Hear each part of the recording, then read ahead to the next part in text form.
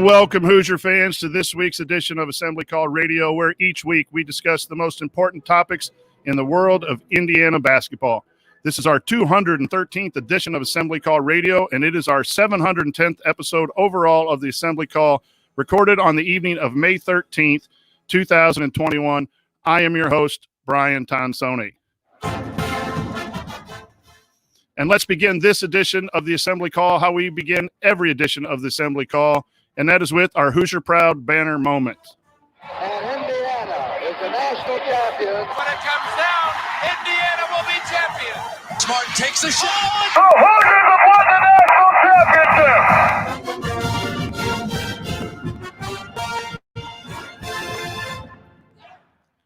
This week's banner moment is just a simple reflection on Indiana athletics. The men's soccer team will be playing in the College Cup this weekend for the 22nd time with the goal of winning a national championship. Again, that would be national championship number 9. The Indiana baseball team is currently ranked 21st in the country and is in first place of the Big Ten standings. Women's rowing is ranked 12th and will be competing in the Big Ten championship soon. Women's softball has won 8 out of the last 10 under 23 and 17 overall. Men's and women's track and field, tennis, all are competing. Indiana athletics is having a successful year. Indiana football is getting all kinds of recruits and transfers, and it just keeps rolling. And in addition, we are all excited about the new direction of the men's basketball program. Indiana athletics moving in the right direction. Okay, let me introduce my esteemed co-host for tonight. A very proud Coach Tonsony moment. The 3 original hosts have all abandoned me this week with so-called important things to do. Ryan is gallivanting off to Hawaii. Andy is presiding over a youth basketball league meeting, and Jared is reading Magic Treehouse book to his daughter to help her fall asleep. But I don't schedule anything on Thursday night. So me, good old trusty Coach, who's always here for the chat mob on a regular basis. And you know who else is here? The rest of the Tonsoni clan. My son, Brandon, who was a manager for Tom Crean at IU for 3 years, and my son Brent, who is a manager for 4 years for Indiana State under the tutelage of Greg Lansing. And so first up will be Brandon Tonsoni. He graduated IU in 2018. He was a basketball manager for 3 years under Tom Crean. Brandon, welcome to the show. And how are you thinking about what are you thinking about Indiana basketball or athletics in general? Thank you. Glad to be here. And first of all, I want to give a shout out to Joel in the chat. He noticed we have a couple of Tonsonis with hair. So I think I'm definitely the one with the best hair. So shout out, Joel. But yeah, happy to be here. As far as Indiana athletics, I think, everybody's been saying we're in a golden age of Indiana athletics, except for basketball. But these last couple of months have been exhilarating and nothing but positive energy. So I think, it's eternal optimism right now. I think we're heading in the right direction. I think the roster is looking good. I know we'll talk about the departure of Jerome here in a bit, see how that plays out. But even with that, I think we're in a good place with Coach Woodson to maybe make a run and start getting some success back on the basketball court. Brandon was a high school basketball player, sectional championship. I'm going to be a dad brag all I can while I got these boys on here. 1,300 points. Brent was a 2-time sectional championship at Rossville. Didn't score as many points, but was a great bench mob and team captain, so much so that Rossville High School hired him to teach this year and to be the JV's men's basketball coach. He just completed his first year, had a winning season. Very proud of both of these young men. Brent, what's your thoughts on Indiana basketball as we've made some changes here since the end of the year? Yeah, I'm really excited for the future of Indiana basketball and just Indiana athletics in general. You touched on it with men's soccer being in the Final Four and baseball having a really good season, women's basketball. And I also am just a huge fan of the coaching staffs we got. I mean, like Terry Morin's doing a great job. Jeff Mercer, soccer's always done a great job with that. We have great coaches here too. And if we can start getting consistent play on the basketball floor, I think that'll just be the next step with Indiana athletics. But I'm really excited for the future of all sports and especially men's basketball under Mike Woodson's leadership. Okay. Here's welcome to the show, guys. Again, just a proud moment for Dad. And here's what we're going to cover this week. Some Hoosier headlines, including the recent departure of Jerome Hunter. And then in the second segment, the main topic is behind the scenes of Division I basketball. We'll be talking about being a manager, what grad assistants do, and what the player development looks like behind the scenes, something that we don't see as fans. And then we'll end by answering your questions as usual in segment 3. All of that coming up this week on Assembly Call Radio. Before we jump into the Hoosier headlines, let's talk for a brief moment about gifts. You still have plenty of time to plan for Father's Day, boys, but don't wait too long. And if you want a thoughtful, unique gift for the sports dad in your life, boys, then you really should pick out something from Playbook Products. They offer an incredible selection of fun, high-quality coasters and coffee mugs that feature diagrams of famous plays. For IU, it's the Watt shot, Keith Smart shot, Kirk Hastings shot to beat Michigan State, and the final play of the 1976 national title game. And we just found out that's not it for the IU ones. There is a section in their website header that says novelty. There you'll find a subsection for oddest moments. In the oddest moments section is Bob Knight throwing the chair. So if you want a coaster, mug, face mask, or satchel commemorating that moment, now you can have it. And they have designs for every pro sports team, plus a bunch of college programs too. Point being, Playbook Products has something for every sports fan. These are unique gifts that the sports fan in your life will appreciate, which is why Andy got them for Jared all those years ago, and he still uses them. And now we're happy to tell you about them here on the show. So go to assemblycall.com/PP. That's assemblycall.com/PP and start browsing. You'll definitely find something for yourself or for the sports fan in your life. And when you use that URL, assemblycall.com/PP, they know that we sent you, so we get a 15% commission on your entire order. Go to assemblycall.com/PP and pick out your coasters and mugs today. That's assemblycall.com/PP. Okay, here we go. Let's hit some Hoosier headlines. Jerome Hunter leaves the IU basketball program. He's not in the transfer portal when it was announced, so it might be coming more from the team side, and we'll talk a little bit about that. The IU statement is, quote, Indiana University men's basketball coach Mike Woodson has announced that redshirt sophomore wing Jerome Hunter will not return next season. Woodson is quoted as saying, "We appreciate everything that Jerome has done as a member of the program and wish him nothing but the best in the future," end quote, from Coach Woodson. Another staff member joins IU. Isaac Green joined in IU staff as a grad assistant, and according to the website Vavel, quote, the 21-year-old has helped in the development of over 50 different professional players, including NBA stars and Donovan Mitchell, Kevin Love, Carmelo Anthony, D'Angelo Russell, and others. And he's also was one of the youngest head coaches to ever take charge of an EYBL league game, high-level AAU team. Not sure what to make of this hire, but we'll probably talk about that on a later show. But anytime you can get guys in that can help in the development of players, we know that's going to be important. There was a lot of discussion, and this is going to be on a show coming up too, about potential rule changes from flopping to 6 fouls, all kinds of things. We might do a complete show on that coming up, but there was some discussion on that this week. And then just about 4 or 5 hours before the show starts, the Big Ten released its opponents that are scheduled for next year. And home and away for your Indiana Hoosiers next year will be Purdue, Maryland, Minnesota, Nebraska, Ohio State, Penn State, Wisconsin. Home only, Illinois, Michigan, and Rutgers. And away only, Iowa, Michigan State, and Northwestern. And we'll come back to that here in just a second. So that's, again, some schedule news. We'll hit on that again in the future as well. But let's go back, guys, to Jerome Hunter leaving the basketball program. Brent, we'll start with you. Your thoughts on Jerome leaving and what that does for the roster heading into the summer. My original thought was just that, it was disappointing. You never like to see, I don't really know the situation, but you never like to see a player that I thought had a bright future and showed signs of some pretty good things leave a program. But on the flip side of that, it opens another scholarship, and everything that Coach Woodson has done to this point and people he's brought back from the previous team and also who he's brought in recruiting himself has all been positive. So I think we just need to put trust in him that he knows what he's doing at this point, and he's going to go hit the portal and find another shooter that's going to wear the candy stripes, and we'll have another player that we will fall in love with here shortly. You bring up a good point in the fact that is Coach Woodson going to fill the 13th scholarship? We've been discussing a lot on the show is how do you keep 13 scholarship players happy when they all want to get some run? Do you hold that in case there's a mid-year transfer or something else? So we'll see what the strategy is for Coach Woodson and staff with the opening with Jerome Hunter. Brandon, your thoughts on Jerome Hunter, where that leaves Indiana at this moment?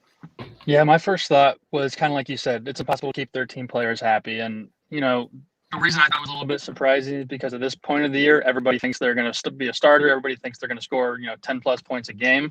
But it's also not surprising because, that it was a position that was very clogged and, was unsure of how we were going to get everybody minutes with, Stewart and, bringing in Johnson and Bates. Those are kind of the shooters that Jerome, that's the role that he filled. So I can understand why he could maybe, see some competition and, maybe go play for a coach that he gets to choose versus, getting a coach that he didn't, commit to.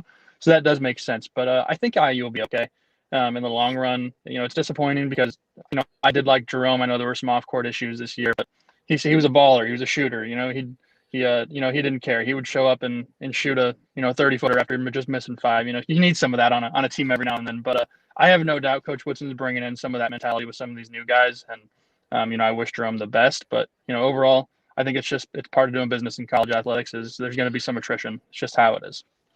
Yeah, and that might continue for a while as the roles get defined. Coach Woodson's been here a month, been able to see the players and have conversations with them and talk to them about their roles and maybe define that.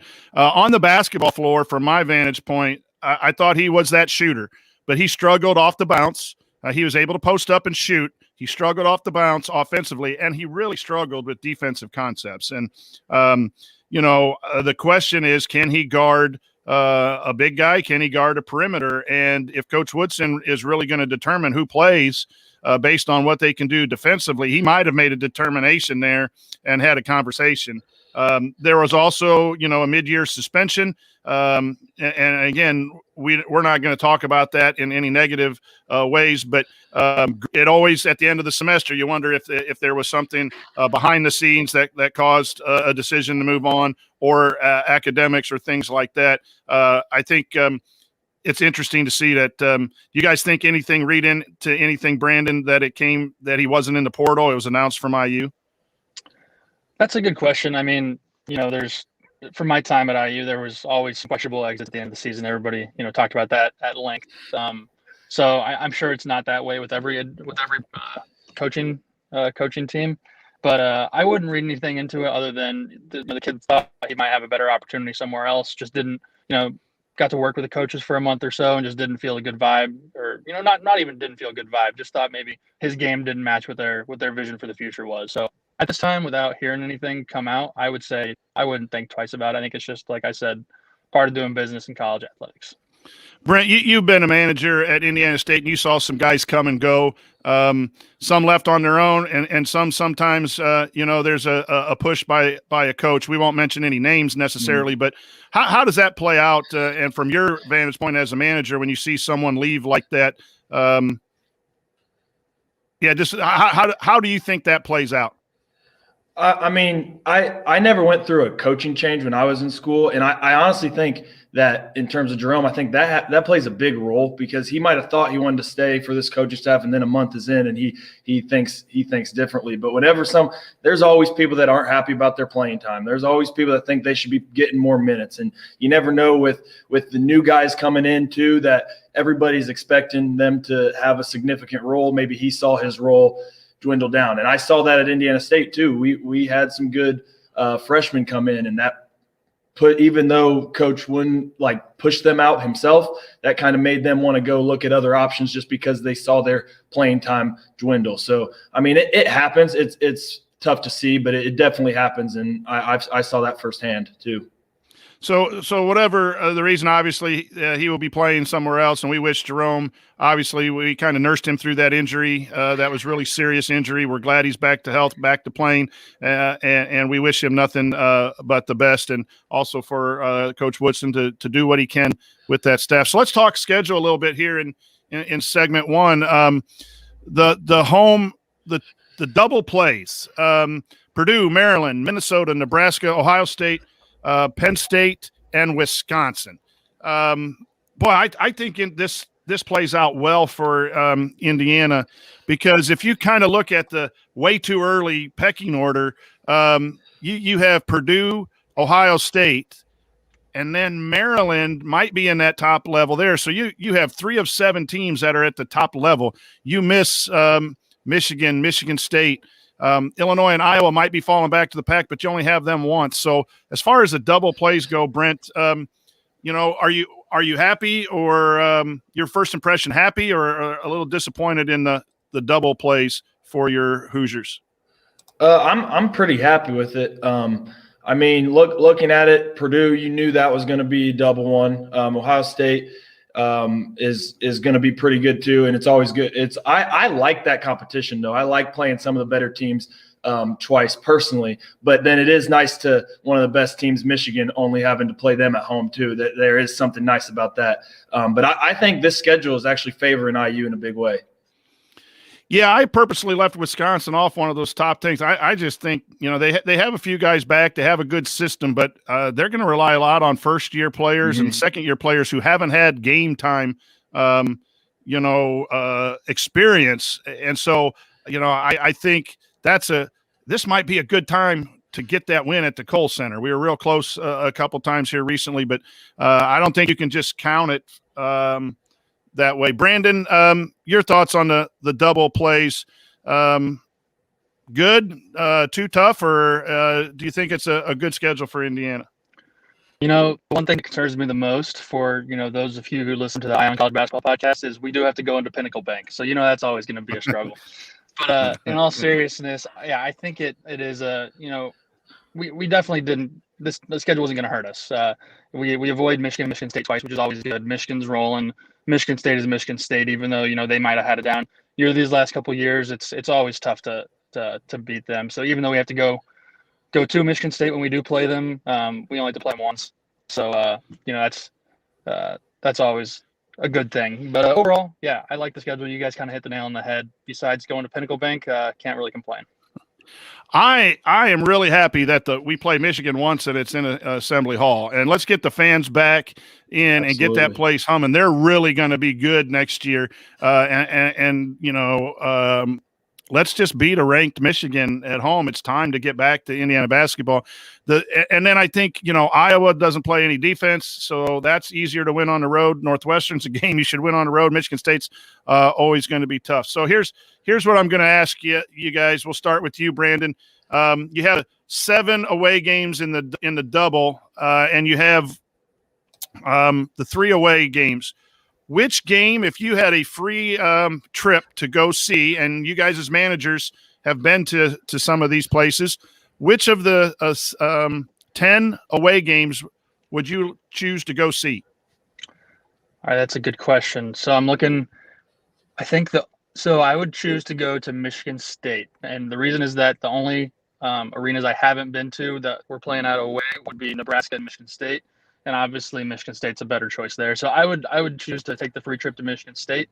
But I do want to give a shout out to Minnesota. That is my favorite Big Ten arena outside of Assembly Hall, of course. The barn is just unbelievable. Great venue. If you ever have a chance to go there for a game, definitely take advantage of it. But for this season, I would go to Michigan State. Brent, which game am I sending you to if I'm sending you to an away game?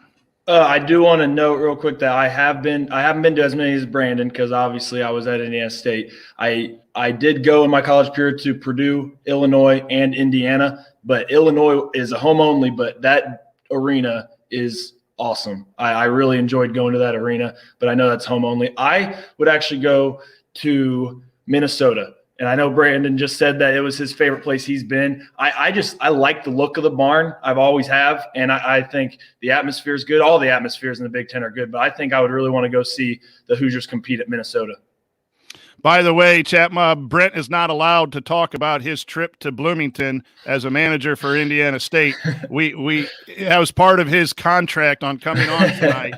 He slipped it in there, so he will be fined a significant amount of money for bringing. I just said I went up there. I wasn't going to talk about it. Yeah, I know how you are. Okay, so both of you have been managers, and you got the chance to travel as a manager. Brent, we'll start with you.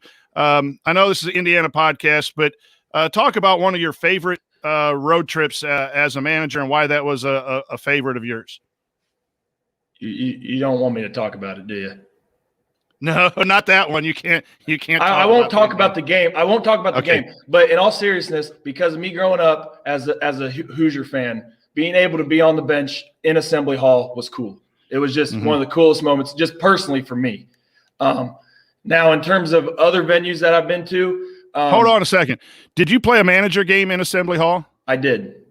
So you on the night before, for those of you who aren't familiar, managers come in the night before, the team comes in the night before, they get everything ready, and then the managers from both teams, the home team will invite the visiting managers over, and they'll play a competitive game on the floor, usually on the floor of the home venue. So Brent was an Indiana State manager, got to play on Assembly Hall's floor. Talk about that as a fan growing up. That was almost just as cool as the actual game the next night, to be honest with you, because I actually got to go compete on the floor that I grew up watching games at. And that was just cool. And it was cool always playing those manager games, but that one is definitely special to me because it was on Assembly Hall's court. And that was just one of the coolest experiences personally for me too.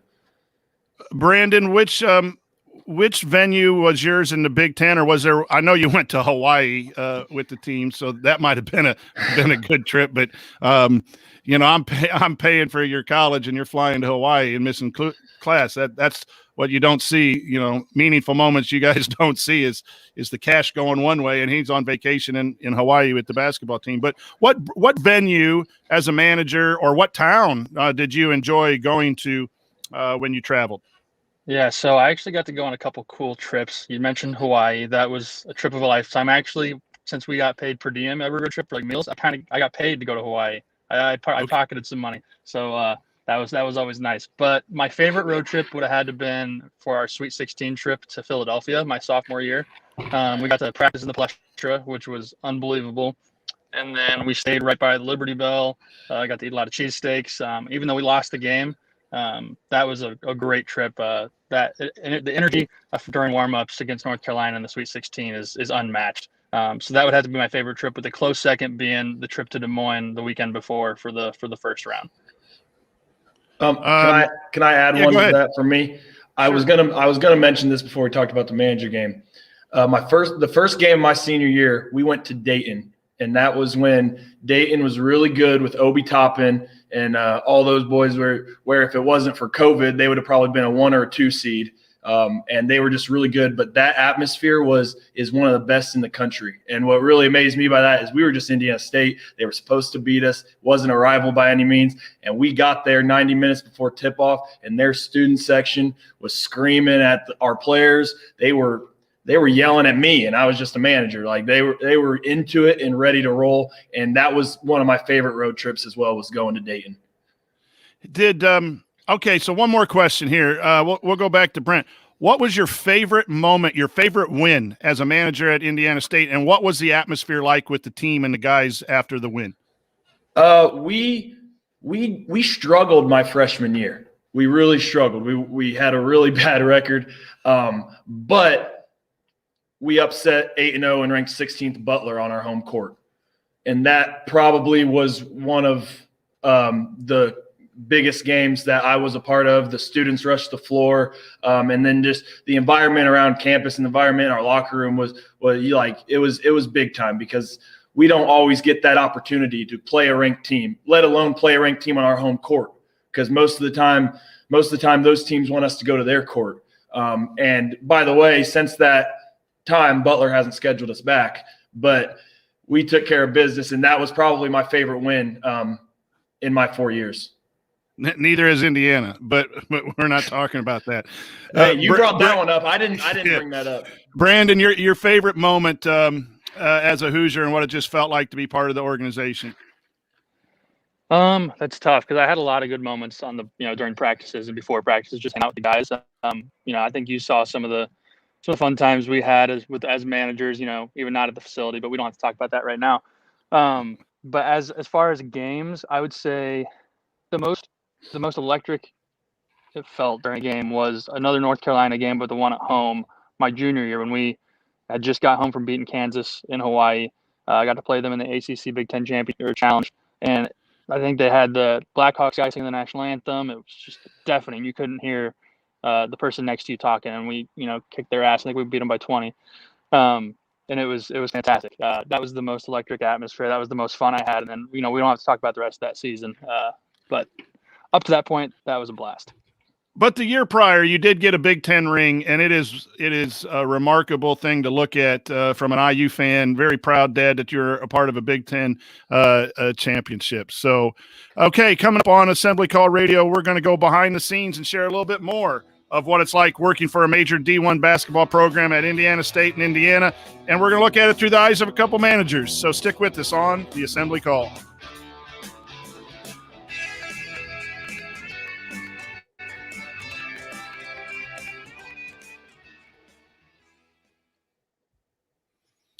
All right, welcome, chat mobbers. Thanks for joining the Tonsoni Takeover. Thanks, boys. This is good. That was a good conversation.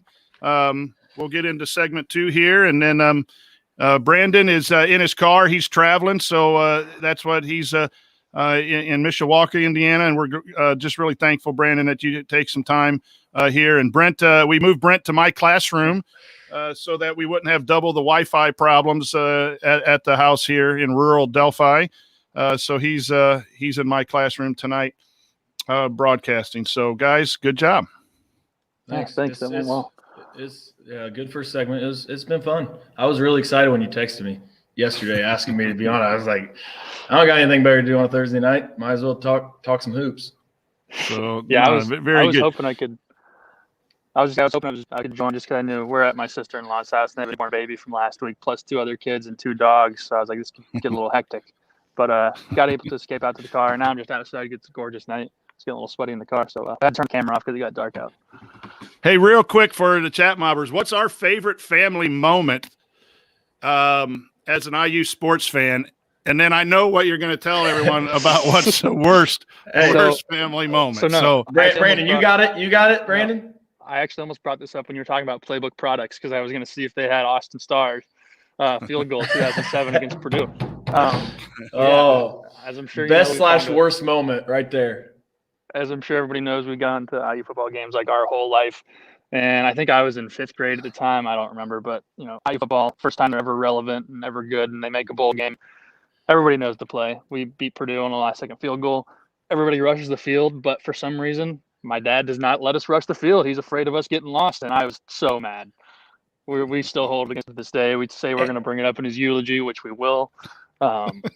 So definitely. And let's not forget a tailgate friend who is currently in kindergarten, I think, went and touched the bucket. His dad was better at the time.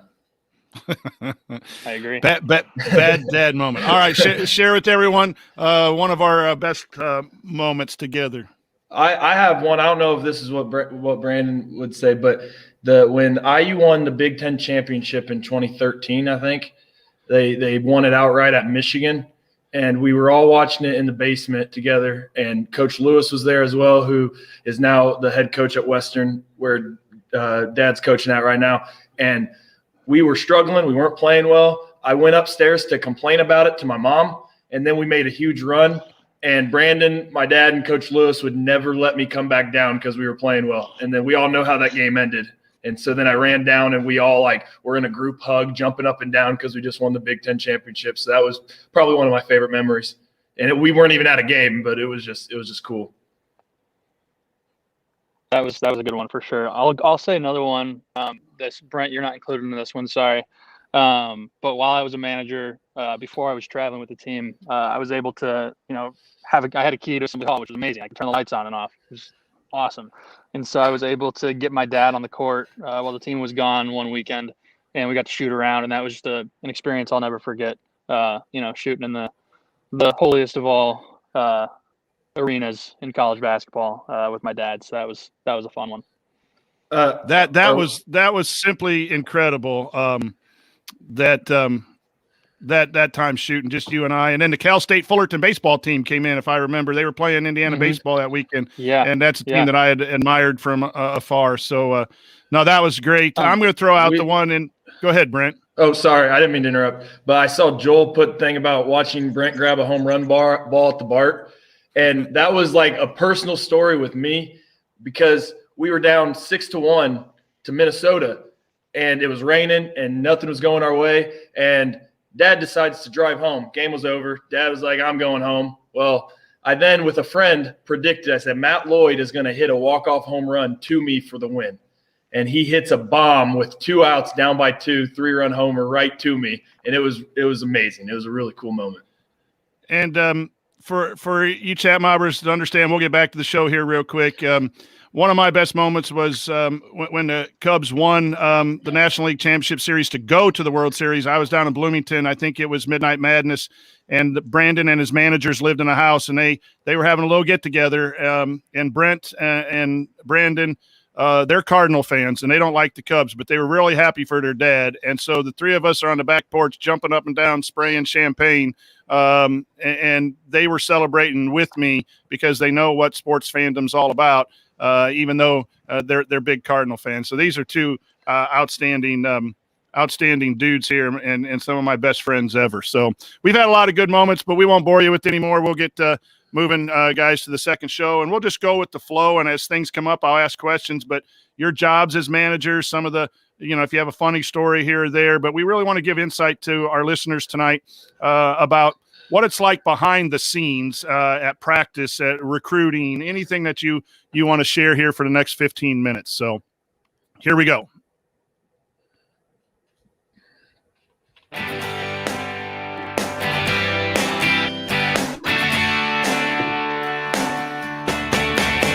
Hi, this is Jawan Morgan. What's the only thing better than getting IU's first triple-double in 47 years?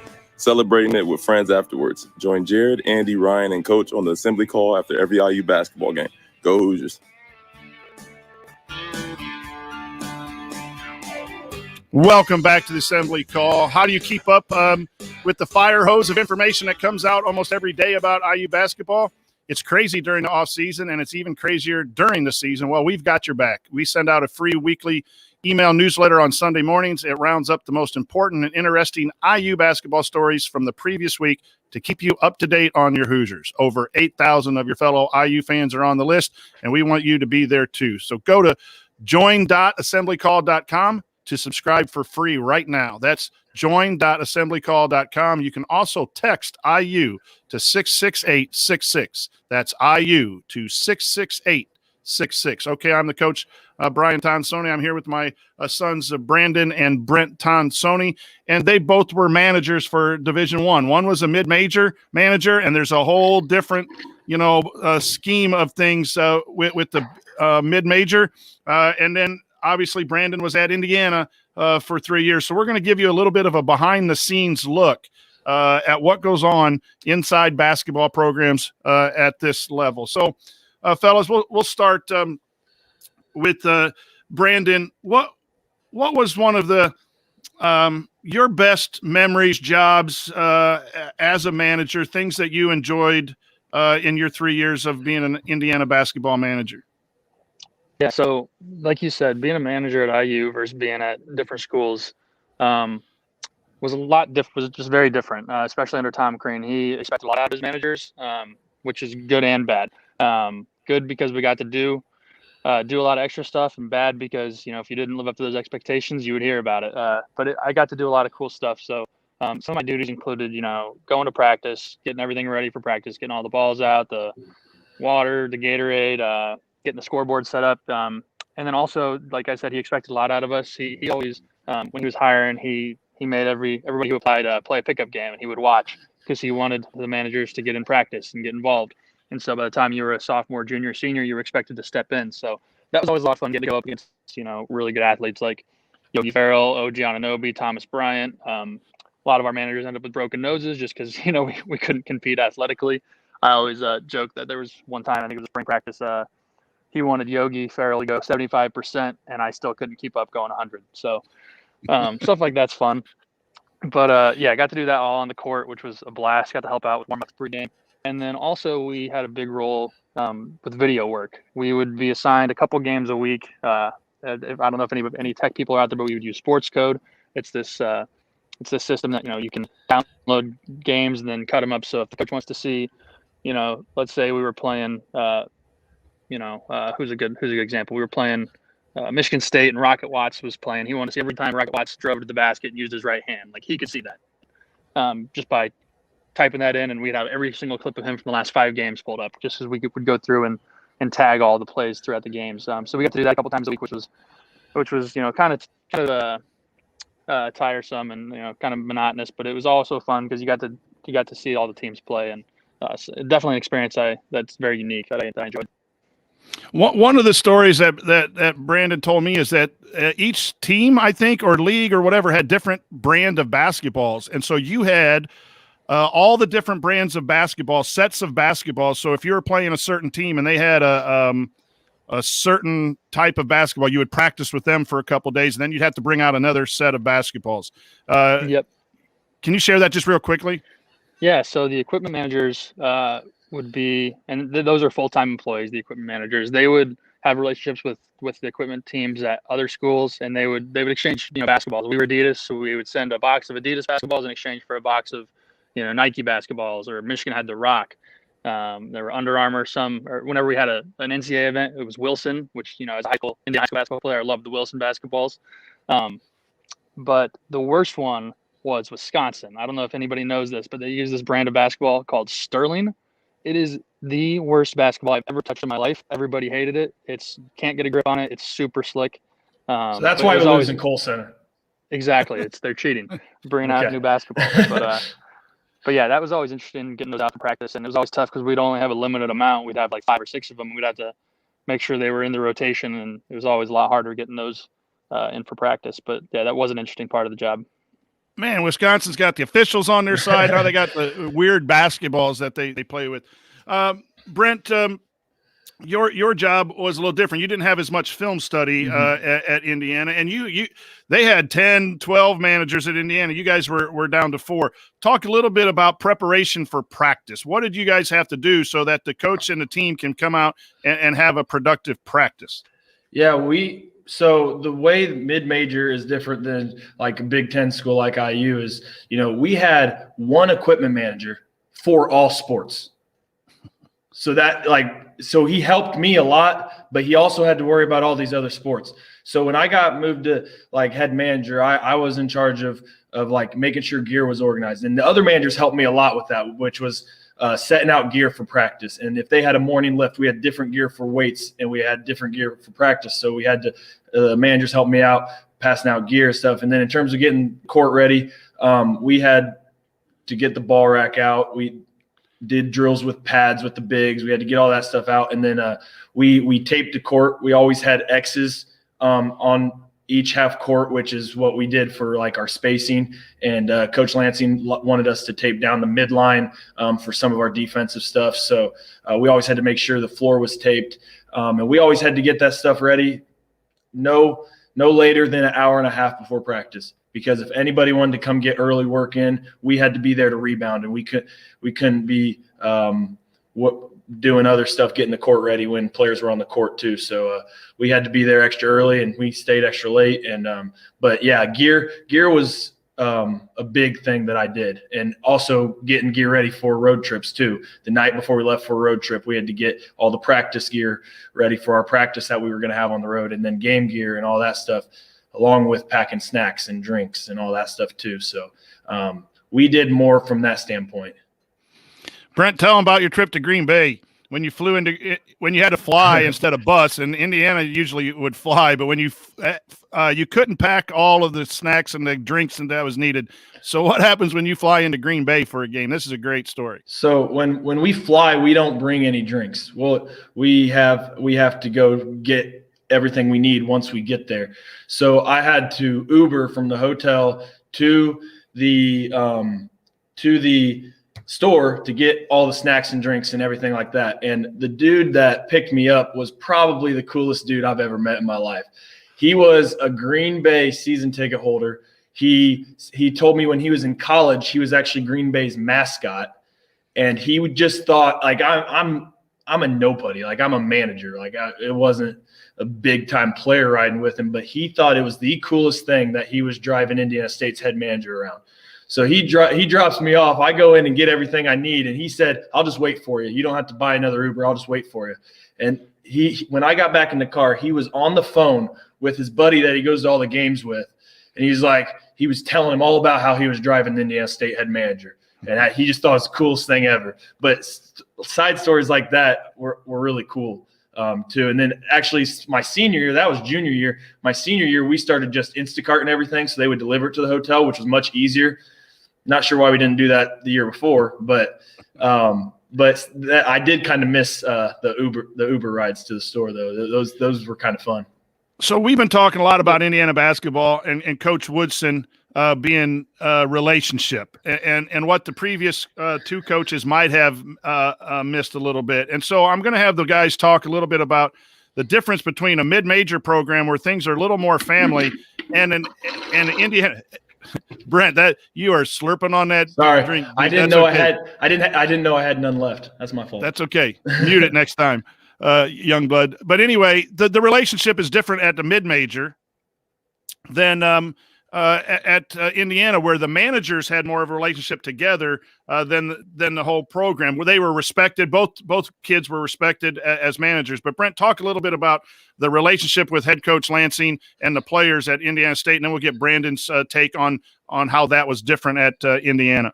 Yeah, Coach Lansing, like he was, I thought, I'm biased, but I thought he was a great coach, but he was an even better person. I mean, like whether it was getting us, like he always would get food for us whenever he had the chance, and he always would crack jokes with us in the office. Like he didn't look at us like we were just managers. Like he would always tell us that we're just another part of the family. And I had a great relationship with Coach Lansing, a lot of great stories with Coach Lansing. And I mean, the relationship thing, like you said, family, and that's what it felt. And it was the same way with the players. You know, one of my best friends was Tyreek Key. And he is the 6th all-time leading scorer in Indiana State basketball history. And there's some good names up there. And, you know, just because he was a star player, I mean, he would hang out with some of us managers more than he would hang out with the other players. Like he didn't look at anybody, and that goes for everybody. He didn't look at us like we were just less than them just because they were players. And so the family aspect and the lifelong friendships that I've got with the coaching staff, the GAs, my fellow managers, but also the players, will last a lifetime, and I loved every single minute of it. I think we lost Brandon there for a little bit. We're trying to reconnect with him, but that was something special that I thought was really unique. And so let's see, we got Brandon back now. Brandon, we were talking about the relationship part that was different at Indiana State than you had. You had really good relationships with the managers. Talk a little bit about the experience of what it's like, the organization of the program at Indiana. Yeah, so from my experience, being at Indiana, it was much more around like a business.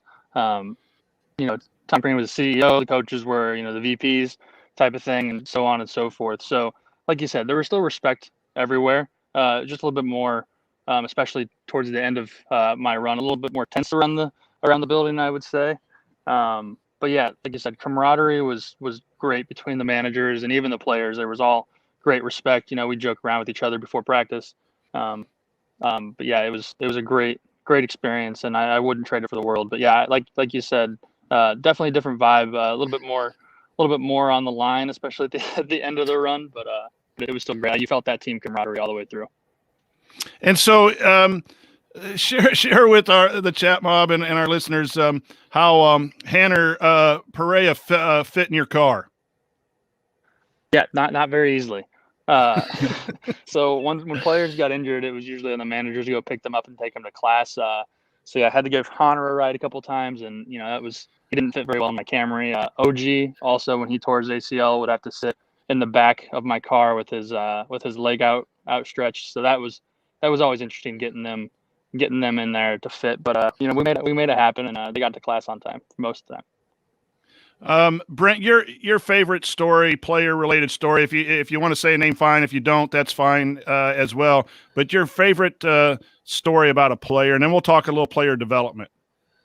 I mean, there's a lot of probably individual stories, but I'll just put it in general. Like in the late nights in the gym were my favorite thing. Whether it was with my early years with Brent and Scott, one of my good friends that I would always work out and rebound for, or Tyreek Key. You know, Tyreek would come in at 9 o'clock at night, put a good hour and a half workout in, and then we honestly would just sit in the gym and just crack jokes and talk for another hour.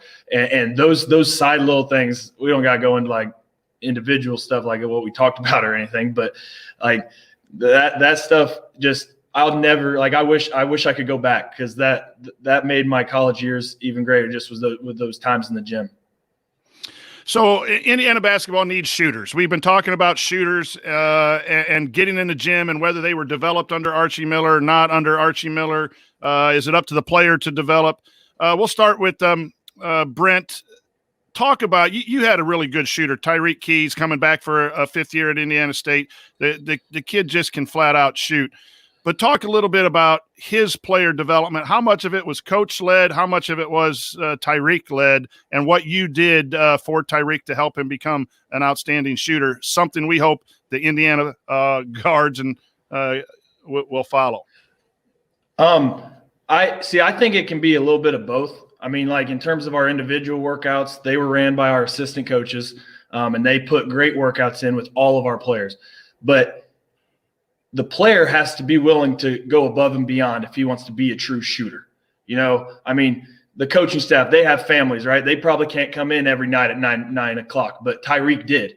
Tyreek would always hit up a manager. I got to give a quick shout out to Kenny, because that was Tyreek's main guy. I was in there helping him out too, but he would hit up Kenny or he would hit up me, and he would go in by himself. You know, the great players, in my opinion, they don't need a coach to get them better. They don't need a coach, because they got to want it themselves. And that's what amazed me about Tyreek, man, is like he would have an early morning lift. He would then go to class, right? He would do his homework. He would have a 2-hour practice. Then he'd go get dinner, and he'd be right back in the gym with nobody else besides him and a manager. And I think that's what it takes. If you want to be great, you've got to be willing to work on your own. And so all this talk about coaches not being able to develop, I don't buy it. I don't buy it. Even if you get fired and it doesn't work out, I don't buy it, because I just think that every coach develops his players to what his philosophy is, but then it's also up to the player to go above and beyond and get better himself. Brandon, you had Cook Hall and you had access to Assembly Hall and Cook Hall. How often were players during your 3 years in there working on their own, or was it mostly coach-driven, GA-driven type activity? It was a little bit of both. So definitely every week, there was the maximum or minimum amount of hours that the players could be with the coaches that they would take advantage of. But every single player got in there every single day if they were in town. Like Brent said, the best players probably in there a little bit more. I remember seeing Yogi in there past midnight several times. He was always in there working on his game. But I want to take that question a little bit on a different angle, and I want to talk about just how good these players are that come to IU. We see them on the court going up against other Big Ten athletes, and it can look like maybe they're not as talented as we want them to be. But when you see them in an individual workout, just straight shooting the ball, or these players are freak athletes, and they are freakishly good at basketball, even if they might not show it on the court every single day. I remember, there were a couple. I'm not going to name names, but there are a couple players who rarely saw the court at my time, and they just don't miss when they're not being guarded. So that's one thing I think I opened my eyes the most from my experience, is just how good the players are that don't even play.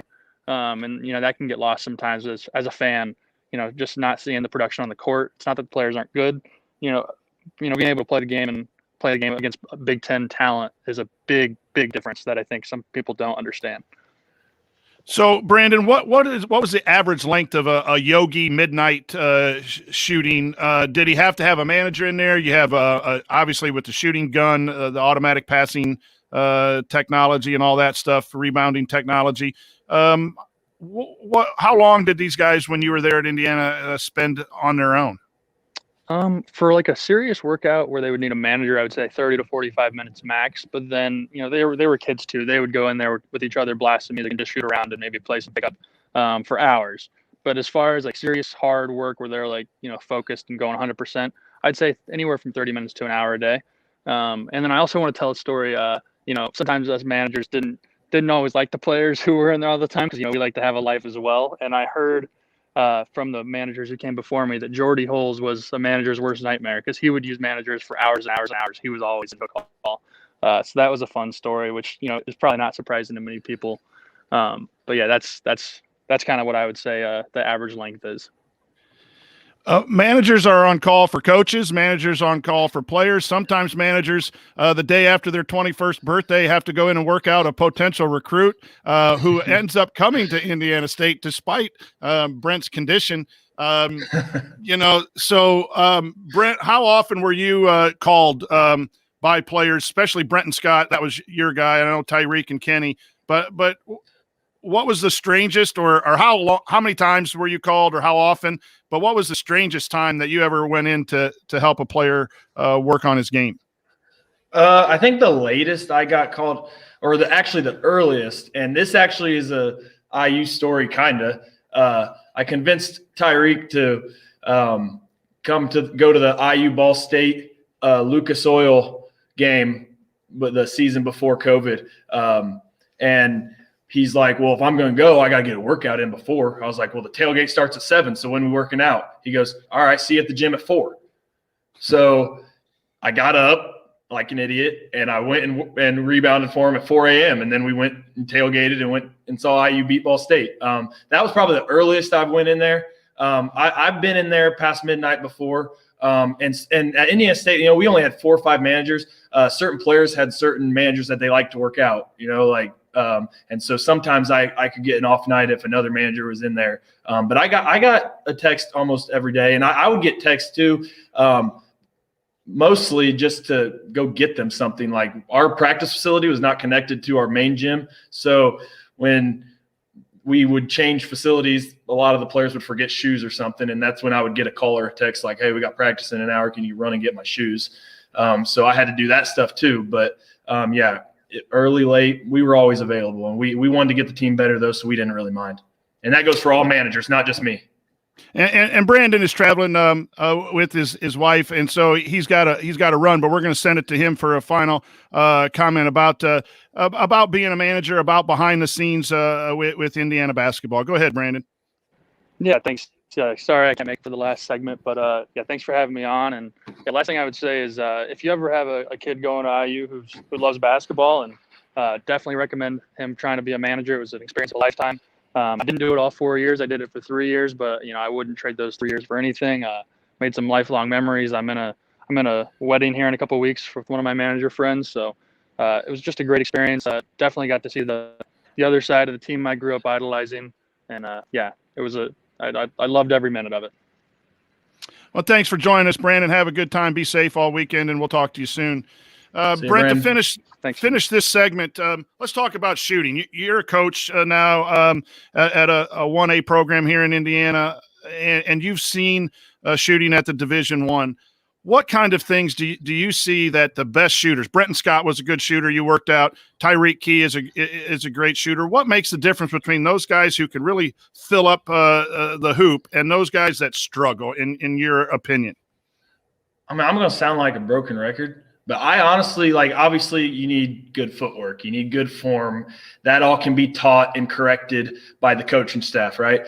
But I think it's reps. I really do. I mean, if you got a kid that just wants to go play video games all night and not necessarily get better on his own, I think those tend to be the ones that don't have the higher percentages on game nights. And I think that's why you see your best shooters, your best scorers are the ones that are going the extra mile. And that doesn't even really have anything to do with actually shooting the ball, but I practice makes perfect, right? So I think just reps are my biggest thing, and I'm trying to get that on my high school guys. Some guys to just work hard on your own. Just because I'm not in the gym with you doesn't mean you can't go home and shoot on your backyard goal or something like that. I think reps goes a long way with that stuff. Let's talk real quick before we end the segment on confidence. Your thought on confidence. Indiana did not shoot the ball well, and there's a lot of thought about the stressfulness, the offense. Your thought on a shooter's confidence. I think it's huge. I think it's absolutely huge. I wasn't there for last year's IU season or anything up close, but I think a good coach and a good coach that wants his players to play with confidence, it doesn't take the confidence away. You got to keep motivating. If he's going through a stretch where he's not hitting, you keep saying, hey, shooters keep shooting, be ready. The next one's going down. I had a coach that did that to me when I was in high school, and I've never had someone have confidence in me like that certain coach did. So I think confidence goes a long way. And if you think the shot's going in, you can't think the shot's not going to go in. Like, you can't think. I remember when you used to always tell me you're a worse basketball player when you're thinking. Like, don't think. Just go out there and play, have fun. I mean, it's a game. Like, go have fun and have confidence. And I think that'll lead to individual success and ultimately team success. One of the things that we wanted to do with this segment here was just talk a little bit about behind the scenes, and we could talk for hours about how important managers are. We didn't get to talk a lot about the GAs, but there's a lot of things that go into a practice. There's a lot of things that go into skill development, player-driven workouts, getting things ready, and thanks to Jay Billis and some other national people who have really pushed the managers and report on manager games and all of those things. But in order for IU to win, it takes a good coaching staff. We have one, and it takes good players. We're working on that roster, and it takes a lot of people in the athletic department, the GAs and the managers behind the scenes to get things done. And we as fans sometimes don't see that. We tune in on game night. And I was really happy that Brandon mentioned that these guys are good. And they're really talented people. And you see a lot of high school players that my son was a 1,300 point scorer, and he goes down there and can't even play Yogi playing 75%. That was a good story there. They're talented. They're talented at Brent's level at Indiana State. And the ones that rise on game nights are the ones that put in the extra effort. So I really appreciate those stories from behind the scenes, and maybe we can get into a little bit more of that later on. So coming up in our third segment, we'll do some subscriber shout-outs and answer your questions, so stick around with us here on the Assembly Call.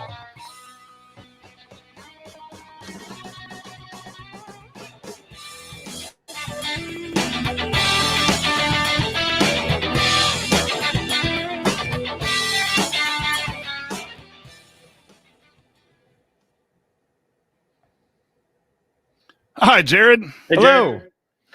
Is it okay if I bust into the Tonsony show here? Absolutely. We'll adopt you as an honorary Tonsony. I'm an honorary Tonsony tonight? Okay. Thanks, Brent. We didn't get to a lot of the stuff that I thought of. It just that segment went for about 26 minutes, and next thing you know, we were done. But I hope there was some besides your slurping on the straw. Everyone kind of loved that in the chat. I told him to quit slurping on his straw, and the chat mob's going crazy about me teaching them a lesson. But so anyway. Thanks for being here, Brent. It's good to have you, man. Thanks. Thanks for thinking of me. I mean, I've watched so many of you guys' episodes, and this is my debut, so it's good to have you on. Maybe I need to hop on a few more times. I think so. I caught the last 10 minutes of that segment. That was good stuff. Yep. So very good. All right, we got questions. You're going to do the shout outs. We'll have you do the shout outs, Jared. You all right with that? Yeah. Or you want me to do that? No, I can do the shout outs. That's fine. That's up to you. Right. It's Tonsony time tonight. I'm just here. I'll throw it to you because we've been talking a lot here, and then I'll take the questions and throw them back and forth between the two of you guys on the questions. So, by the way, if you're here live, do not leave. We are debuting new music tonight from Bob Thompson. We have an AC After Dark song. I actually have a good little story too. So make sure you hang around. Yeah, you're gonna like it. Did you listen to it? Oh, yeah, 3 or 4 times. I was crying laughing the first time I listened to it. He listened to it one room over, so Mom and I heard it, and then he came out so excited that he made Mom and I listen to it again. Here I come, Mrs. Tonsoni. That's right. Oh, geez. All right, let's get going here. Here we go.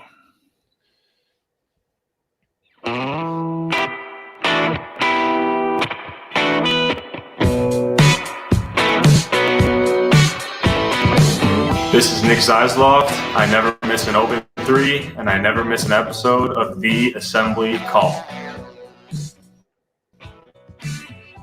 Hello, everyone. I'm Coach Tonsony. I'm here with Jared Morris, who's just joined us, and Brent Tonsony, and we're going to talk a little bit Indiana basketball now.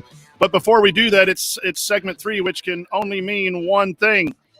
Subscriber shout out, subscriber shout out. I'm going to throw it to Jared for the shout-outs. Take it away. So it's okay if I crash Tonsony time, Coach? Absolutely. Jared Tonsony for tonight. You should have typed your name in there. Don't I need a name that starts with a B, though, to, like, keep the theme? Yeah, that's true. Someone in the chat said Barod. Okay, Barod, I guess. That would be nice. That. Or Barrett, whichever one you want to say. All right, so let's do some subscriber shout-outs. If this is your first time, we do these shout-outs for members of our email list who have recommended our email list to other people, brought more subscribers to the Assembly Call email list. And so this is our way of saying thanks and just kind of giving some recognition to the awesome members of our community. The first subscriber shout-out comes to us from Chicago, and it is Josh Paz. Josh's favorite Hoosier is Will Sheehy because of the intensity that he brought night in and night out. Love that one. His Assembly Call leader is Coach because he joined as a guest on his podcast and was super cool. Do you remember that, Coach? Yeah, a couple high school guys from Chicagoland area asked me to be on their local podcast, and it was a blast. They did a good job and asked some really good questions. So, Josh, I track him on Twitter. Just a great young man. Awesome. He's a White Sox fan, though, I think. He is. Well, his special acknowledgement, he simply said, "Go White Sox," which I fully endorse. So very cool. Thank you, Josh. And our second subscriber shout out comes to us from New Albany, Indiana, and it is Richard Rowland. His favorite Hoosier is Calbert Cheney. I'm right there with you. For his Assembly Call leader, he said, "You are my favorite host, of course, LOL." By you, he meant me. But I'm really not sure what the LOL was for. I was really liking it until I read the LOL. So I'm not sure if he was being sarcastic or what exactly that meant. But I'm going to take it as a compliment, Richard. So I appreciate that. And for his special acknowledgement, he said, "I would like to acknowledge my son and grandson, Jason and Luke, for keeping the Hoosier tradition alive in the Rowland household. Go Hoosiers." And, I loved reading that one because if there is anything that is Indiana basketball, it is a love for IU basketball being passed down from fathers to sons, mothers to daughters, mothers to sons, dads to daughters, and on down the generations. So that was fun to read. So thank you, Josh and Richard. We appreciate you guys being members of the Assembly Call community. And those are your shout outs. Very good. Now it's time for our questions, our mailbag. All questions were submitted via our private IU basketball discussion community, which you can learn more about and join at assemblycall.com/community. We do not have a mediocre question from Jay. Lame. He must be working on that man cave, his overtime.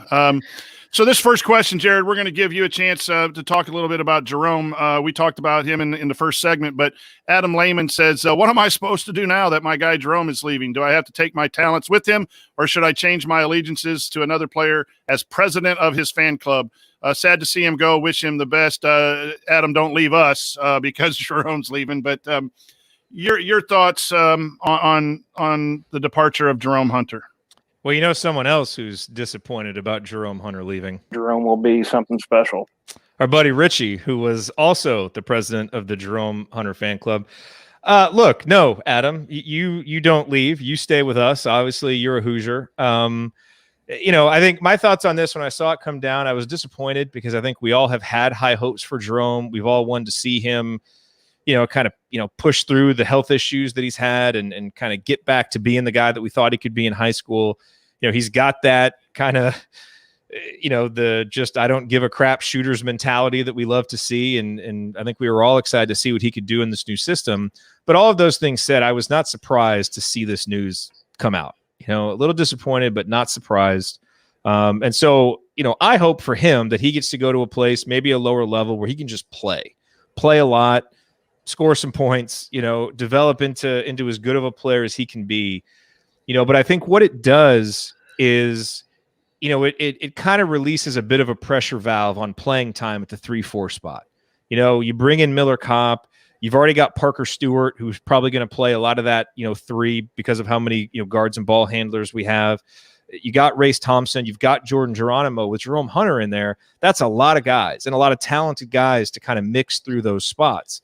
So is Indiana going to lose something with Jerome Hunter gone? Yeah, because, there have been 4 or 5 nights the last 2 seasons, a season, where you don't win games or you're not in the games if Jerome Hunter doesn't come out and just start shooting and making shots.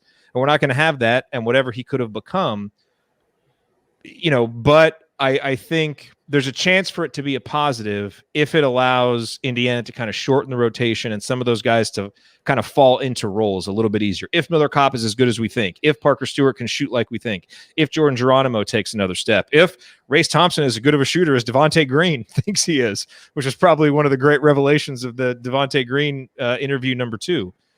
So that's what I think, and it also opens up a chance for Indiana to maybe get another player too. So my guess is on the kind of net, it's going to end up being a positive for Indiana, but that doesn't mean that, that there aren't some negatives to Jerome leaving too. So that's kind of where I'm at with it. It's interesting. I think if it's a basketball decision, that speaks volumes for Kopp and Geronimo, in my opinion, that they're going to get some time at the 4, and maybe his time was going to be a little limited, whether that was a defensive decision or not. There's been some conversation that it might have been a program decision or something, and we didn't really go into any details on that. But nonetheless, he's leaving, and we wish him well. I'm going to take time right now to just shout you out, Jared, for the excellent job you're doing in the community with all of the interviews and things that you bring to the Assembly Call fans, and encourage everyone to come join our community, because just some great conversations that you've had.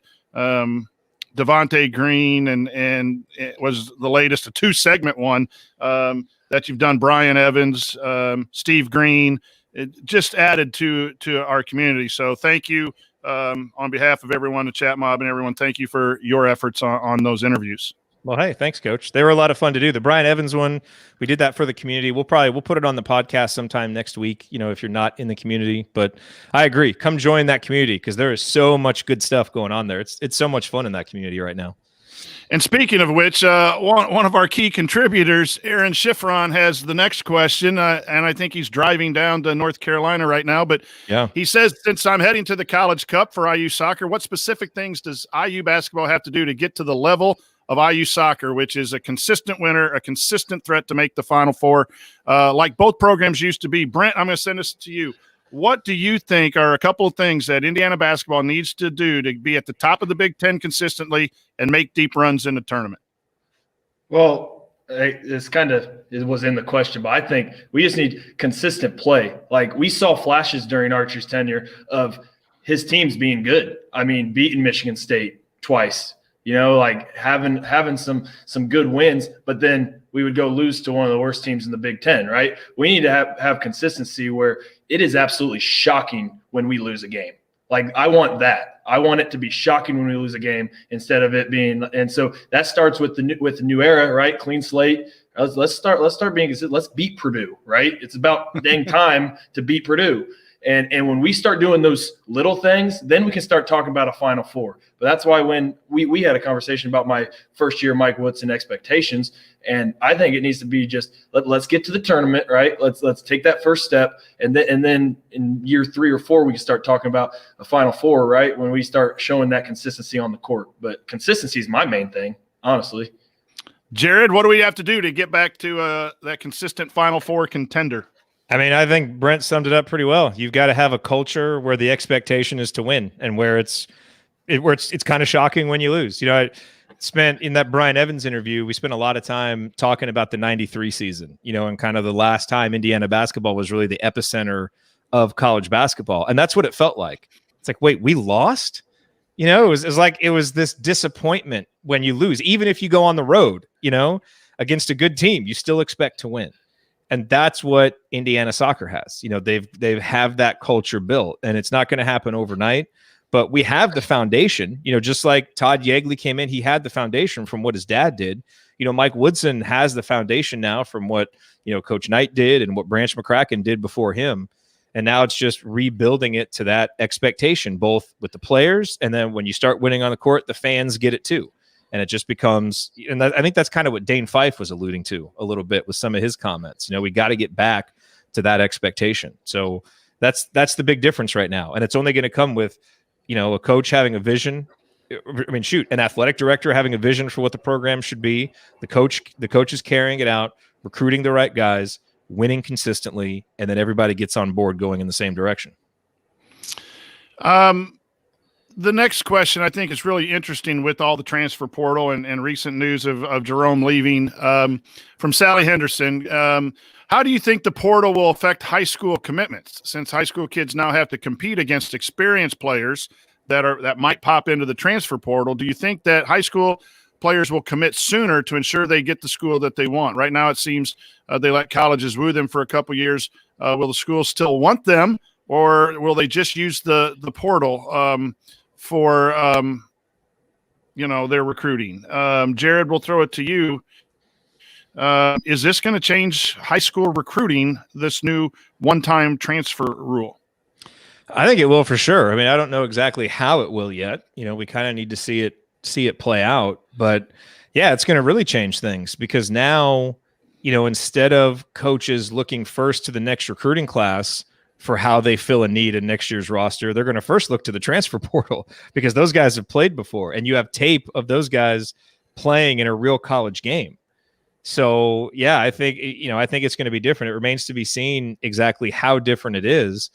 But I also wonder if, and the change of the NIL rules are going to change things too. So, I mean, I think there's so much that's going to happen over the next year or two that kind of trying to project right now, there's just a lot of uncertainty. And I think we need to see some cycles play out. We need to see if they end up putting, some kind of date on the transfer portal, where there's a window where guys have to transfer, a window where they have to commit by. I just think there's a lot up in the air. And so to say with any level of certainty how it's going to go, I don't really know. But I do think a lot of things are going to change. And I think the schools that are really going to succeed are the ones that can kind of figure that out, see it a little bit ahead of time, and kind of play that to their advantage. Brent, I'm going to throw you this question. Make sure you don't use any names here, because you'll understand when I ask you the question. But you're a mid-major school. Sometimes schools before the transfer portal were interested in players that played well at your mid-major. How are you feeling about what the transfer portal is going to do for Missouri Valley's a high mid-major, but bigger schools coming in and taking the talent that is groomed by schools like Indiana State? I hate it. If you want me to be honest, I don't like the transfer rule at all. I think I don't mind it for coaching changes, because you go there to play for a coach, right? And then your coach all of a sudden isn't there. I get it from that standpoint.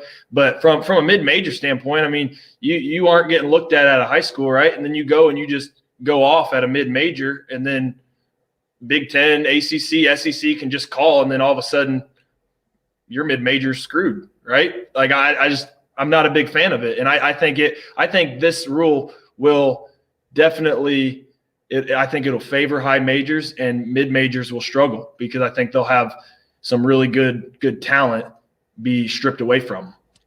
And talent can head back Can I that play way. devil's advocate? Can I play devil's advocate on that real quick? Number one, Brent, I love the firmness of your opinion. I hate it. It's awesome. But to play devil's advocate on that, because the flip side of it is there are also going to be guys from high major schools transferring and needing spots, like Jerome Hunter now. He might land at Indiana State, or some of these guys that were, 4-star guys, they go and get lost in the shuffle, come down. Now, they're not in the system, so you don't have the same continuity. But don't you think you will see some of that too? Yes, and to your point, Indiana State now has a new staff, because Coach Lansing is no longer there, and they just got a commit from Oregon State who made a good run. And so I understand that point too, and you make a good point with that too. From a coaching standpoint, if I'm a coach at a mid-major and I invest a couple years in building relationship recruiting, and I help build a guy freshman year, 15 points, sophomore year, 17 points, and he goes – yeah, I can replace him coming back the other way, but boy, that's tough when you worked all those years from a coaching perspective and getting that kid to your mid-major program, and then it popped. You're happy for the kid. In some ways, you're really happy for the kid. If you have a good relationship, you're happy to see him move on. What we may see though is, I think it could lead to maybe fewer March Madness upsets and fewer deep runs by mid-major teams, because what usually helps those teams is having those guys that stick around and develop, but then you've got the continuity of a team of juniors and seniors that have played together. It's not, you might be able to replace the talent and maybe even kind of a more talented guy based on his recruiting rankings, but clearly something has kind of gone wrong with him at the school he was at, and you don't have the chemistry. So in that way, it's probably not a one-to-one comparison. And I like that too, because like that one thing I really respect out of mid-major programs, I know I'm a little biased having been a part of one, but is that they are junior, senior led teams. Like they go and those coaches develop their players to be 4-year guys. There's no one and dones or 2 years and out. And now I feel like we're going to see a lot more of that because of this new transfer portal. And it's like all that time building your program up, and you have to build a program at the mid-major level to win. You can't just have a bunch of 5-stars that are going to leave after 1 year and then get more 5-stars, because you can't do that at a Missouri Valley or a mid-major. So I think it'll hurt some of that development that a coach does too. Jared, I'll throw this one to you. I should know this, but I don't. What are the time limitations on Coach Woodson and his crew to work with and teach the team individual players during the off season? I think there's so many hours that you can combine weight room and on court. Brent, you might know that. Do you know that? I should know that, but I don't. That's Terrence Harper asked that question about the time. Do you know, Brent, the actual hours, or Jared?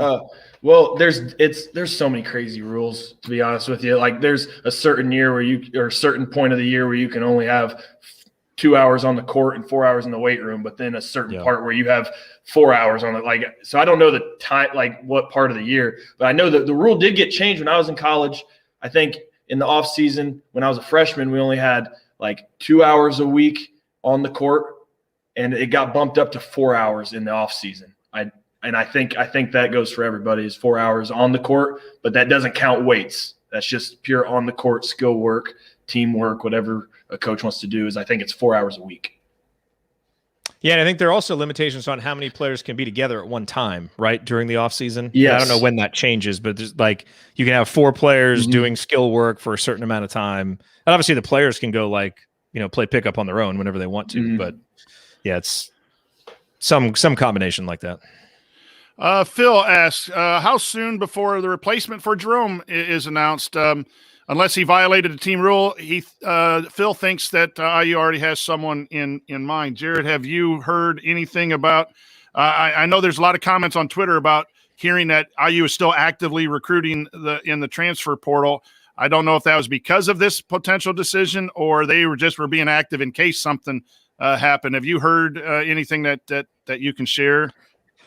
I think we should assume that all colleges are active recruiting at all times now, and it's kind of negligent if you're not, and it may not always, it's not going to be the head coach always in there, but there is going to be a staff member at every school that is tracking the transfer portal every day. You have to now, and kind of putting feelers out and seeing, hey, this kid is in here, do we kind of have a shot? So I haven't heard anything specific. I think there's some big guy from a small school that's transferring, I think, that people have talked about, and, a few other guys, but I haven't heard anything specific, but I also haven't really paid a lot of attention to it for the last couple of weeks. We got that flurry of news, then the roster was kind of settled, and, I kind of checked out of tracking that stuff every single day.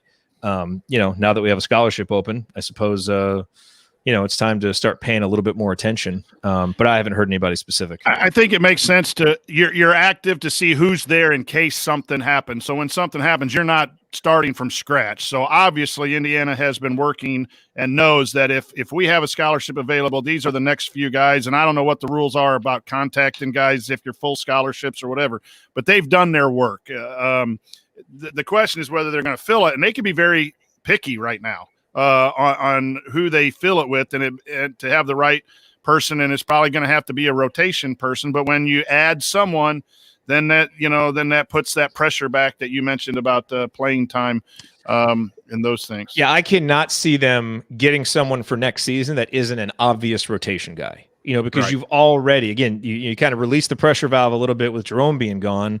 But then it would either be a guy who's clearly a rotation guy right now, like step right in and either a starter or, a 6th or 7th man, or a developmental guy who probably isn't going to play at all. I think It's going to be one of those two extremes. You don't need anybody. You've got Jordan Geronimo, Anthony Leal, Trey Galloway, all of these guys that are kind of in between developmental and ready to play, and so you want to get them minutes if you can. So you're not going to get anybody else at their level. You've already got those guys, and they're good, talented players, so you don't need another one. All right, Brent, this one goes to you from Joel. Should we start planning the first tailgate menu? Absolutely. I am ready for it. IU football, great season, but it stunk having to watch every home game from our home. I'm tired of it. I'm ready to get out and see all of our Hoosier friends, right? So I think it's time to start planning right now. And the news keeps getting better. I mean, it really seems like we're going to have full stands for football and basketball based on how everything's going. So Brent and I are heading to Iowa for the first game on the road. We're going to meet up with Kathy and her husband and Jay and Galen, I believe, are going out there. So we've got hotel rooms. So we're going to plan that one. And then I am going to get together with Richie and Joel and talk about menus and things to make sure that all the assembly call followers who stop by feel welcomed and wanted, and we're ready to host you. So a lot of that is already being planned. Jared, our last question. I'm going to come back to the first segment because to get your opinion. About 3 or 4 hours before we went on the show, the Big Ten released its opponents for the teams in the Big Ten. We talked about it a little bit and mentioned to our listeners that we'd probably do a deeper dive on that in a show to come up in the future now that we know those opponents. But we found out who Indiana's playing in their double games, and they're away and they're home only. Have you had a chance to digest that and your initial thoughts on the opponents for Indiana next year? Well, my initial thoughts were I'm happy that we only have to play Michigan once because I think Michigan's going to be the most talented team in the conference. Always good to only play Michigan State once. You're never going to go wrong doing that.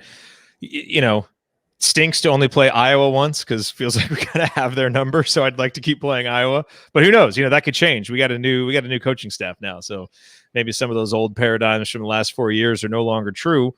I don't know. It seems pretty fair. You only play Northwestern once, but then and I think like a team like Nebraska is interesting because I think they could actually be a lot better than they've been the past few years. They've got a little more talent, another year in Fred Hoiberg's system, so you kind of look at that sometimes and it's like, oh, good, we get to play them twice. Well, that may not be as good as it has seemed.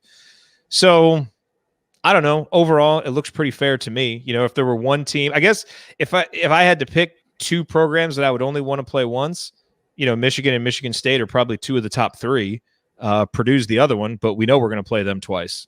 So I guess all in all, it looks fine now, but who knows? We'll have to see how good these teams actually are once you get there. Things are looking up in Bloomington these days. That's it. We're done. No more questions. Well, that'll do it for this week's episode of the Assembly Call. If you want to see us do the show live, join us at assemblycall.com on Thursday nights for the live broadcast of our Assembly Call radio recording. Special thanks to Bob Thompson for producing a lot of the music that you hear on the show and some yet to come tonight. And thank you for listening. We will talk to you again next week or sooner if any news breaks. Until then, keep your elbows in and your eyes on the rim, and go Hoosiers. Thank you. Thanks for coming out.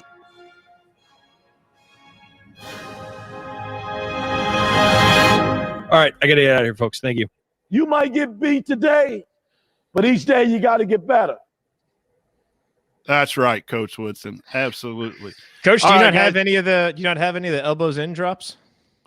I do, but it's on the sheet here. I just started reading it. I even have one ready to go. I think here. Take it from me, Nick Zeisloft. Keep your elbows in and your eyes on the rim. But as always, go Hoosiers. I did that. What's the Stay Classy San Diego? I just kind of read the script, and next thing I know, I was supposed to hit the. By the way, I got Brian Evans to say it at the end, so now we have we'll have a Brian Evans one, which will be nice. Nice, very. Take good. It from me, Coach Tonsony's sidekick. Keep your elbows in, your eyes on the rim, and go Hoosiers. Richie was stirring stuff up on Twitter earlier today. Richie's always stirring stuff up, man. He is always stirring stuff up. All right, there you go. AC After Dark special music and special AC After Dark. Yes, it is time for AC After Dark. I feel a little bad playing this music without Ryan and Andy here. I feel like they should be here, but they're not here. And this music came in today from the great Bob Thompson. And this was supposed to come in. He was going to get it to us last week, or even the week before, when he was going to be on the show, it wasn't able to. And then his computer crashed. So he said he had to basically redo the whole thing, but he emailed me today. And it was this really excited email. He was like, I think this is the best, thing that I've ever sent you. I really hope that you like it, on and on. And so I'm kind of thinking, all right, we'll see, because you've sent some good stuff. How good could this be? And I was literally crying, laughing when I was listening to this. It was so good. So, and he was like, and he basically said, I know it's a little bit longer than normal, but it's AC After Dark. So what the hell? Let's make the song a little bit longer. So here we go. The world debut of the new AC After Dark theme music. Here we go.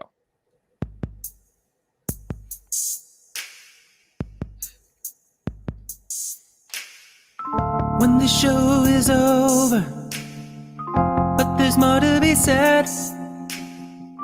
Pour yourself a drink now.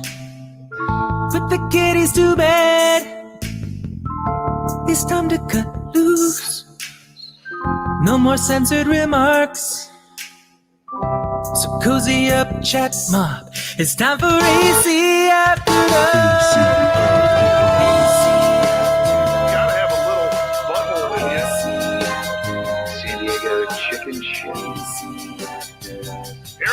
Coach Mike.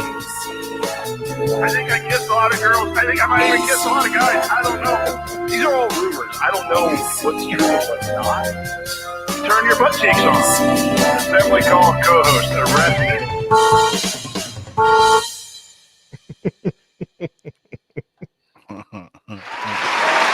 So there it is. The AC After Dark jingle from Bob Thompson. Just tremendous work and really great singing. Bob's a good singer. He is awesome. And I remain impressed by how he can just slip in and out of different genres of music and make it all sound really good. What a talent. Yeah, my agent is getting all of this, paid by the drop, baby. That's my next contract. Man. Oh boy. I'm just glad I don't have anybody catching drops of me, because I didn't have any. He was like, send me over a bunch of drops of, like the craziest drops that you have. That's what I was worried about. I didn't want to get a crazy drop myself on the show. I was worried. You got a couple. Oh, well, does yeah. he? We're gonna have to go back. Am I gonna have to go back and listen to this and pull something out? The slurping one. Oh. And then I think it stinks or whatever you said. You just like father, like son, man. You just stated your comment. It was pretty good. I hate it. I think I said I hate it. Yep. I hate it. So by the way, I had something cool happen to me earlier today. So I've been kind of going, like, for the last couple of weeks, I've been kind of going down this rabbit hole of trying to learn more about some of these new technologies that are going to be impacting our world and are kind of slowly but surely starting to make their way into sports discussion. Blockchain, NFTs, cryptocurrency, all this stuff that to me has just sounded like these foreign concepts that I have no real idea what they are. And then things like NBA Top Shot have come out and different things are starting to come out that are kind of bringing some of this stuff into the mainstream. And so I've been trying to learn it for myself. And we've been talking about it some over at this other project that I'm a part of called Unemployable, where we work with freelancers and solopreneurs, help them build their small businesses. And so I was listening to a podcast. It's called Unchained. And if you're interested in kind of learning more about this stuff, Unchained is a really good podcast. And Mark Cuban was on it. I was like, oh, okay, let me listen to this. I like Mark Cuban. And so they're talking about all this stuff and get to the very end. And he starts describing these use cases for NFTs. And I'm not going to go into them because, I don't know how many of you are really well versed in this stuff. And I don't know it well enough to explain it. So I don't even want to try to explain it yet. But suffice it to say, like, I listened to him and I was like, aha, like, okay, I get it now. I get it a little more for how this stuff would work. And it got me thinking, okay, you got this NBA Top Shot thing over here, the conversations that I had with Jeremy Gray and Andrew Brown about, what they're doing with players, why couldn't Indiana start doing some of this stuff, issuing NFTs for players and doing some different stuff? And I thought, I've always wanted to get Mark Cuban on the podcast, but I'd never quite known like what pitch to give him to come on the podcast. And I thought, okay, this would be interesting. Two things that he loves, Indiana and NFTs, which like he's huge into this. He's been investing in a bunch of companies that are into this stuff. And so I kind of looked online. I was like, hey, how do you email Mark Cuban? And there was actually like an article that he did. It was like an interview that he did literally like 5 days ago, talking about how to get in touch with him if you want to, because he actually like looks at all of his email and will reply to email or delete it. He's basically like, hey, you got to get straight to the point. It's got to be a subject line that catches my eye. And if it's interesting, then, I'll reply and we'll go over it. So I was like, okay, I need to do this. So kind of thought about it for a while and, crafted this really good subject line of, how can IU use NFTs to get these two topics that he's a big fan of? And then basically sent him this pitch of my thoughts on, how Indiana might be able to use this stuff. And do you want to come on the podcast to talk about it? Be a good chance to, introduce IU fans to some of these concepts, yada, yada. Of course, not thinking that he would reply back. And so like 2 hours later, boom, I get a reply back. And it was a long reply. I mean, we're talking like 6-7 paragraphs of him just spitballing ideas for how Indiana could use NFTs and how they could basically take advantage of the new NIL rules and use some of this stuff. And just, brilliant stuff. Like you can tell just reading his email how fast his mind works, and he's just like firing off all these ideas. And I'm like, whoa, okay. So I like try to read it and then try to craft like a, now he did say, or no, he didn't mention me asking him to come on the podcast. So I, replied back to him and, tried to kind of sound smart and ask a couple of good questions in there. And like 5 minutes later, he replied back with more ideas. I'm just like, this is incredible. And so then I kind of tried to slip the podcast, request back in there. Like, hey, man, I think this would be really cool if we like had this discussion on a podcast, because this is really fascinating stuff.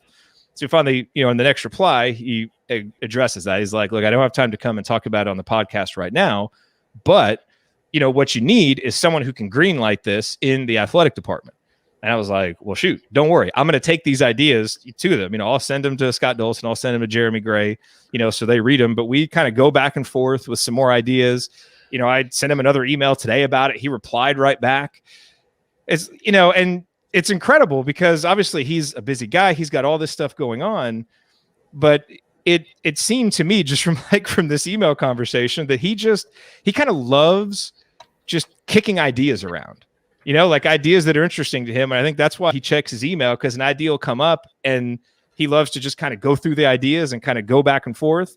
And so it was really cool. Unfortunately, didn't get him to come on the podcast. Hopefully that'll happen in the future. He's obviously done the Hoosiers Hysterics podcast. So hopefully we'll get him on in the future, but it was just cool to send an email like that, get a reply, and then actually have a dialogue back and forth.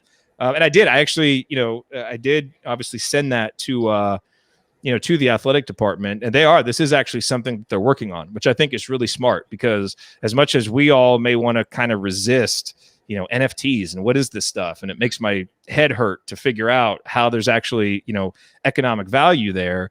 Well, there is.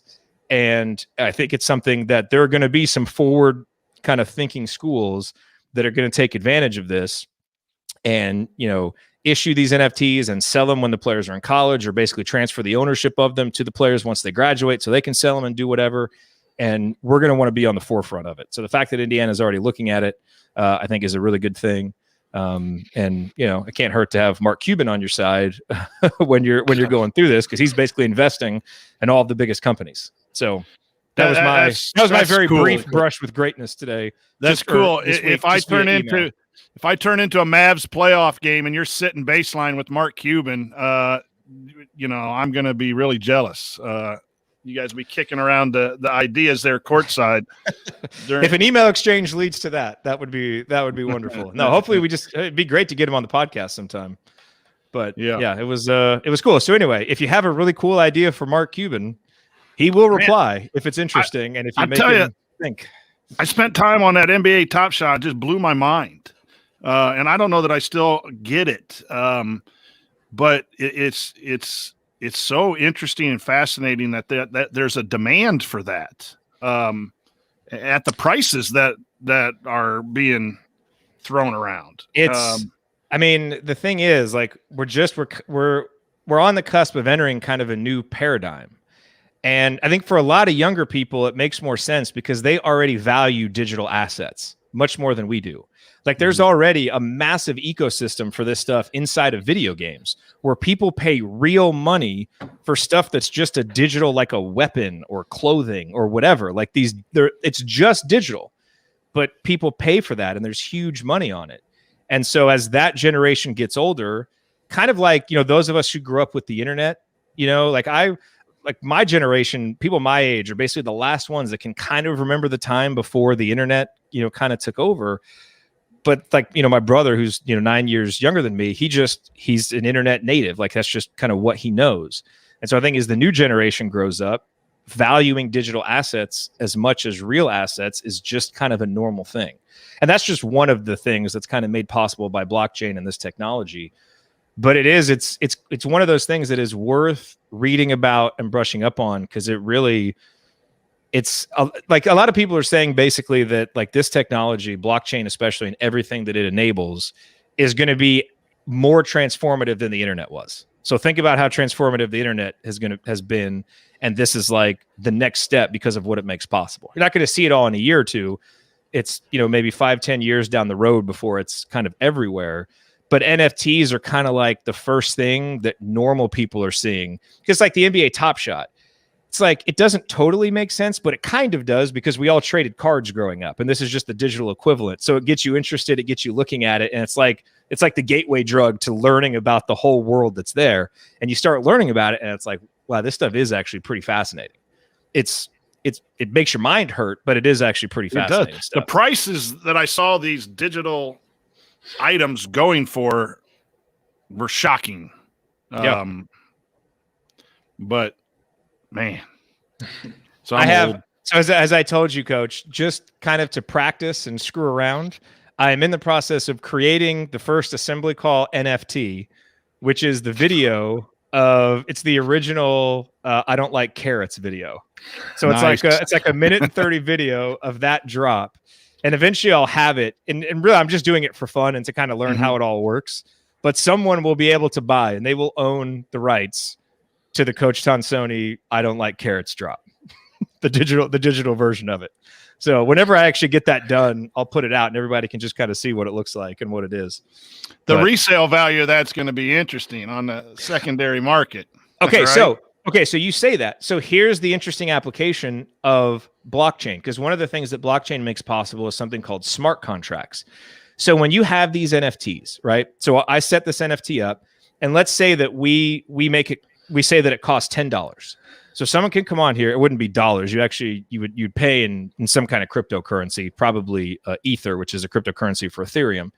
So someone pays that money, right? Well, we can build into the contract, into this smart contract, that let's say Joel buys it, right? And so Joel gets it, and he's like, "Oh, this is cool, to own this thing." But then he decides to sell it to Richie for $15. We can define a royalty that goes to you. So within that, there could be a royalty of like $2 every time this thing gets sold. Coach gets a royalty of $2, and it's all built into this smart contract.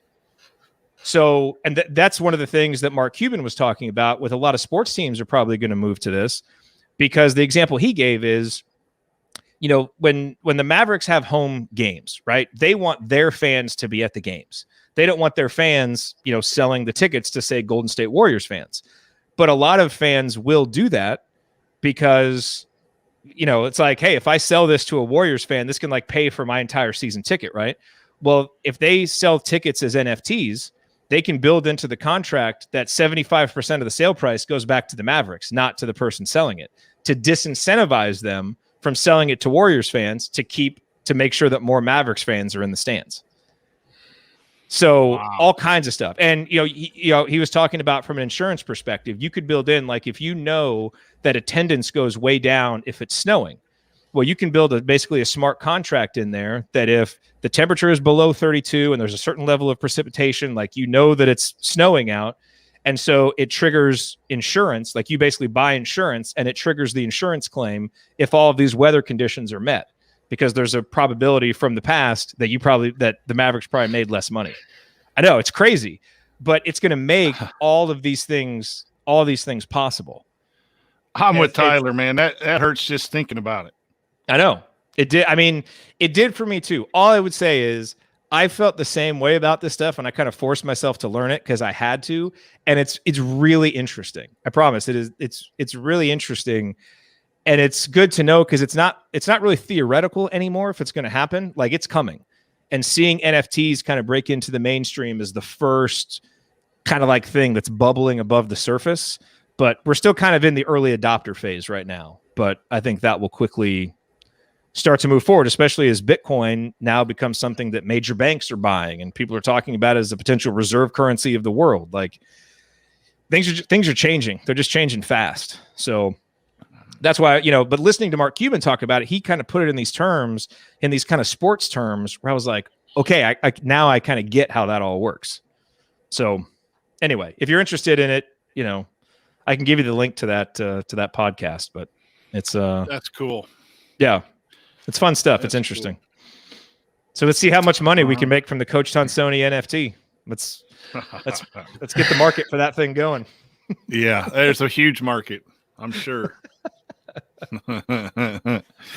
Oh man, Moose will buy it though. Yeah, Trenton, the podcast is called Unchained. It's by Laura Shin. She's really good.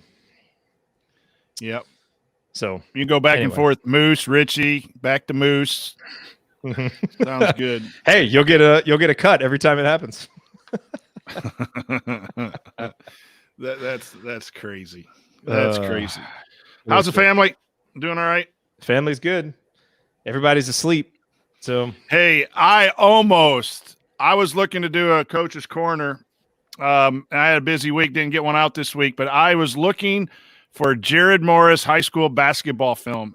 And I found a West Lafayette 1999 or it was November of 1999. And Jared graduated in the spring of 99. So it wasn't his senior year. I thought maybe I had his senior year of playing high school basketball. And I was so going to cut that up and evaluate Jared Morris high school. And I still may ask Coach Wood if he's got any tape or anything from I need to ask my mom recorded a bunch of games. I might see if she has some of them still. I did that. I only have like 2 or 3 on VHS, so I can't, obviously they're not around. The players aren't around anymore, but I did that once I started coaching. I went back and evaluated my performance now that I could see things as a coach and how we evaluated, plays and everything. And yeah, it was all right. I did a lot more than I thought I would, but there were a few moments like if I was coaching myself, I'd be unhappy right now. Yeah. It was a weird experiment. It's kind of like watching Brent play, I'm a better basketball player now than I ever was in high school. My high school coach just told me that because I hopped in our open gym the other day, and he's like, would have been nice if you could have hit some of those shots when you were a player for me. Instead of my JV coach. And Brent is the pop the collar son. I am. So he's the one who got pulled out of a 5th grade basketball game because which was Coach Lewis's fault. Who now you're an assistant for. It was all his fault. It was not my fault. He makes a shot and just starts going down the court like this, not playing defense. So, hey, a wise coach said it's all about shooting. But thanks, Jared, for the opportunity to have my boys on here. They were they did a great job, and hopefully our chat mobs got something out of it from a discussion. As the off season goes, we need to find some different people and different takes. So I appreciate the opportunity. It was a lot of fun. Yeah, this was fun. This is really fun. Have to get you guys on again, Brent. Oh, absolutely. I enjoyed it. I always loved talking about the Hoosiers. And Dad always made fun of me when I was at Indiana State because he would be like, man, I can't – part of me wants you to graduate so you can get back to being that diehard IU fan that you were before because I sometimes didn't have time to go to games or, obviously I couldn't root for IU when we played them. So, it was different when I wasn't at IU. But now I'm back to being my normal self. And now you're back as the JV head coach, chasing the all-time best JV record for a full season in the state of Indiana by the 1997 West Lafayette Red Devils junior varsity team that went 20-0. Because you can't get better than 20-0. Can't get better than 20-0. I'll take a first year 15-6 JV record and varsity going to the regional championship. Wasn't a bad year. That's pretty good. Wasn't a bad year, but And JV beat the Western Panthers, by the way. So thanks. And our varsity lost in overtime to old Pops over there, which was frustrating. Where's Mickey McGill on the all-time scoring list at Rossville? I think he's up there, like number. I don't know if he's I should know that.